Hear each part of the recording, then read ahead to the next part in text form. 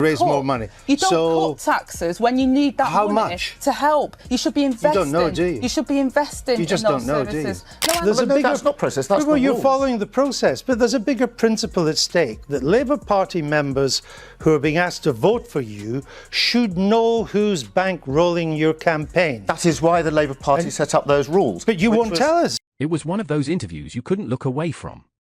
Andrew Neil, known for his razor-sharp questions, sat across from Angela Rayner, and it didn't take long for things to unravel. Neil asked her simple, straightforward questions about Labour's policies, but Rayner's responses were stumbling, stuttering, and shockingly empty. "We're on the road to 10,000 subscribers, and we couldn't have done it without you. Thank you for your incredible support. To celebrate, we're giving away £1,000 to 10 lucky winners, £100 each. Here's how to enter. Subscribe to our channel. Like this post. Drop your postcode in the comments. Once we hit 10,000 subscribers, we'll randomly select the winners. Don't miss your chance to be part of the £1,000 giveaway. Start now, and it could be you." They raise the capital gains tax in the coalition government. Well, what I'm saying, Andrew, and what you're saying is wrong. They raised the capital gains tax to 28%. What I'm saying is that they've given tax cuts to absolutely the richest in the country. She tried to defend Labour's plans, but the facts just weren't there. Neil pressed harder, asking for clarity, and instead of answers, Rayner looked lost. The numbers were wrong, and the policies didn't make sense. At one point, it felt like even she realised she was out of her depth. It wasn't a debate, it was a complete collapse. Who's giving you more than £100,000? These are the rules as to publication. Nobody's given me more than £100,000. That biggest donation went up yesterday or the day before. And how much is that? Was it £100,000? £100,000? Yes. So that's your biggest? Yes. All right. Let's come on to policy. You made 10 policy pledges for this campaign. This wasn't just a tough interview, it was a wake-up call. If Labour's leadership can't explain their own promises under pressure, what does that say about their plans? Social media exploded, and clips from the interview flooded timelines, with people questioning, is this really the future of Labour? Even Labour supporters seemed disappointed. Neil's interview didn't just expose Angela Rayner's unpreparedness, it highlighted a much bigger issue. Promises sound good in speeches, but when they're picked apart by someone like Andrew Neil, the truth comes out. And here's the truth, Rayner couldn't defend Labour's big ideas, and the public noticed. We've got to live within our means. We've got to have this austerity. We've got to cut. You've cut. And do you know what? Debt's rising, and the amount of money that's going into the economy, you know, you've not made it better. Our economy is worse as a result of 6 years of austerity. And now you're saying all of a sudden we can spend money. No, hold on. And that's wrong because you're spending it. You're just off now. No, let me bring you back to... let me bring you back... For Labour, this was more than just a bad interview. It was a reminder that voters are paying attention, and patience is running thin. If you can't back up what you say, how can anyone trust you to lead? That you would end it within 100 days. You knew what you were going to do, right? Well, I've been very clear that it's a very complex situation in regards to leasehold. We will abolish the current system. It's part of a pattern, is that you, in opposition, pledged to do lots of things that you said were going to be simple, and now you're not doing them. Another one, for example, is we heard the Prime Minister this week, just a minute, Deputy Prime Minister, we heard the Prime Minister this week saying we were going to have 95% clean power rather than 100% clean power, whilst at the same time saying that the target hadn't changed. Well, it had changed, hadn't it? It had come down by 5%. People just hear politicians moving the goalposts. Lewis, you were so good on my manifesto before. If you look at the manifesto, there was always a reserve, which has always been part to ensure that there is safety within the supply system. So you're trying to compare apples and pears.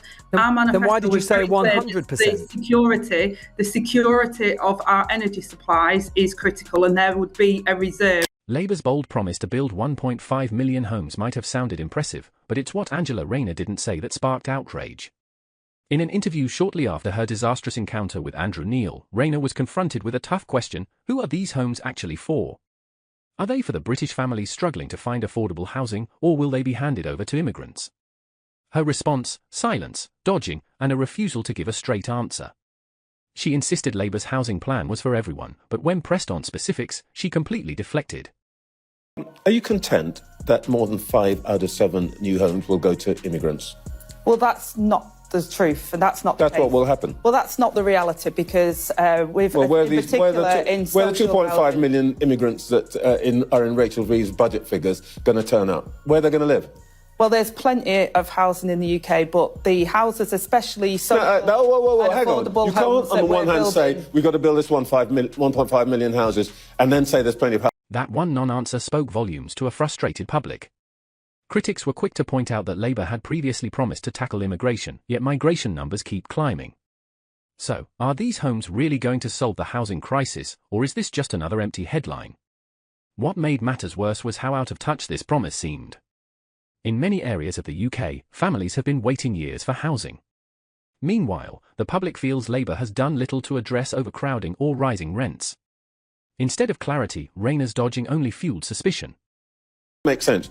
You start the interview by telling me that there's a housing crisis. When I remind you that you have said yourselves as a government, we're going to need 2.5 million migrants. Some of them, by the way, people are going to build the houses. Suddenly, there's a lot of housing. Where are these people going to go? Well, Trevor, first of all, when you say about building as well, the previous government did use migrant labour far. The question is simple: if Labour can't even be honest about who these homes are for, how can voters believe in their plan? The British public is tired of big promises with no real answers. People don't just want to hear about homes, they want to know who will be living in them. If there's one move that's causing outrage right now, it's Labour's decision to delay elections until 2026 or 2027. For many, this isn't just a delay, it's a desperate attempt to cling to power.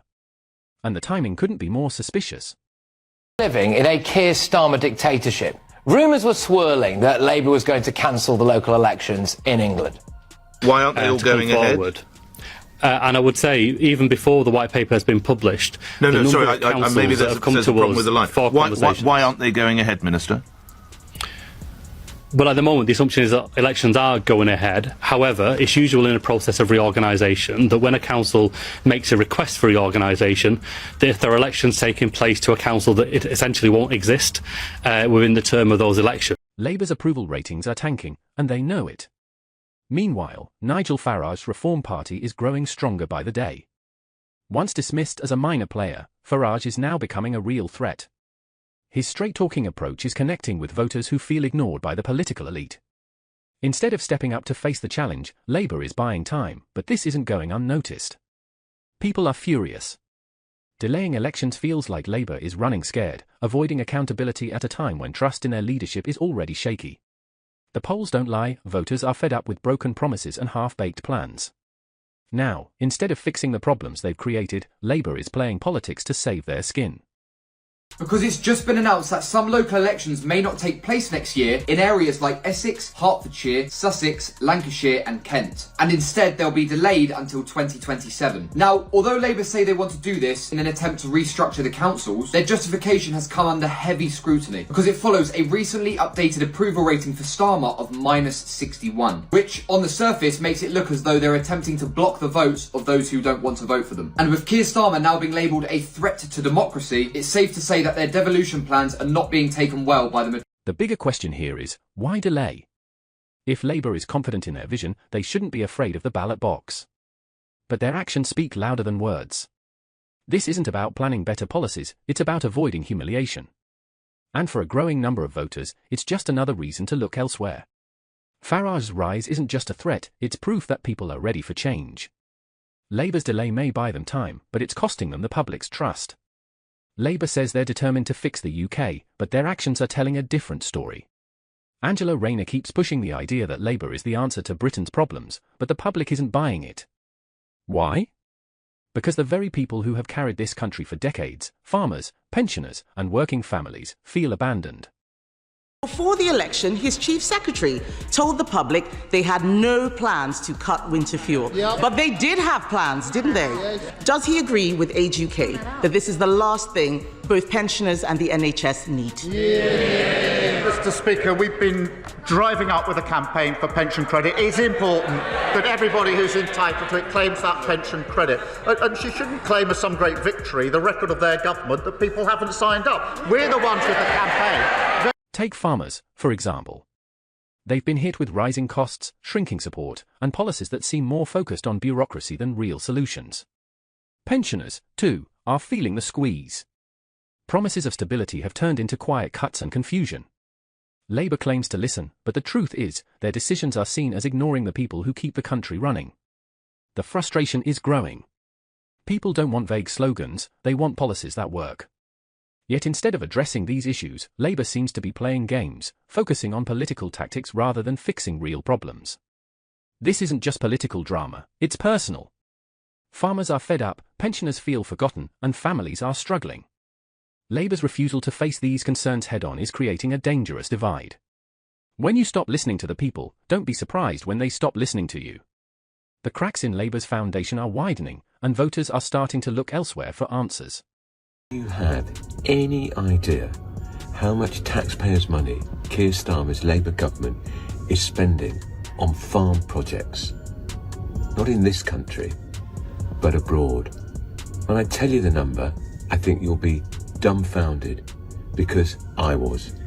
I'm raising it because we saw today, Wednesday, all over the country, thousands of farmers in their tractors descending on cities, protesting about the government's outrageous assault on farms, family-run farms, that have been in the same families for generations through inheritance tax, never mentioned in their Labour Party manifesto. It's no secret Labour has made big promises, but what happens when those promises fall apart?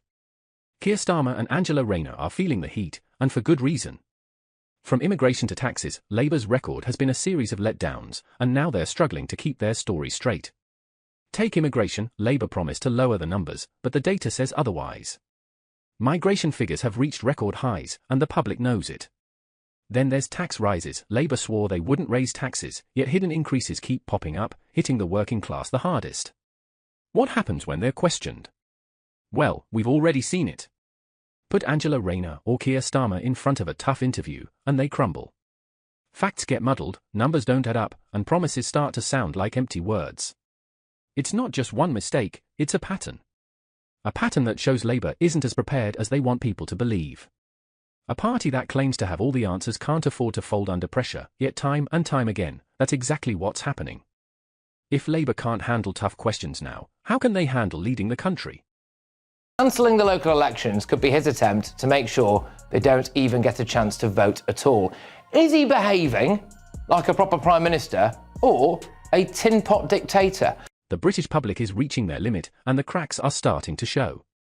After Andrew Neil exposed Angela Rayner's lack of answers, it wasn't just an embarrassing moment for her, it was a turning point for voters.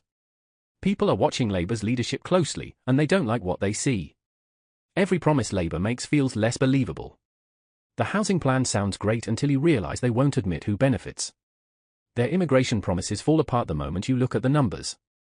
And when they're questioned, leaders like Rayner and Starmer can't even defend themselves.